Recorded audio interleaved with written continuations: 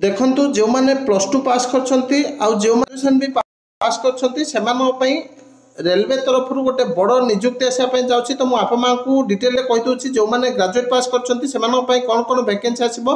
तो station master 615 T पदवी, goods train manager 3423 T, traffic assistant 59 T, chief commercial कम ticket supervisor 161 T, junior accounts 921 T, senior clerk कम typist 638 T. तो मोट graduate पास से 5870 पदवी आवेदन करेंगे। जो मैंने केवल प्लस टू पास कर देखो ट्रेन क्लर्क 77 टी, कमर्शियल कम ticket clerk 2424 T, accounts clerk कम टाइपिस्ट 394 टी, जूनियर क्लर्क कम टाइपिस्ट 163 टी। तो मोट जो मैंने प्लस टू पास कर 3058 पदवी आसापी जाऊँगी।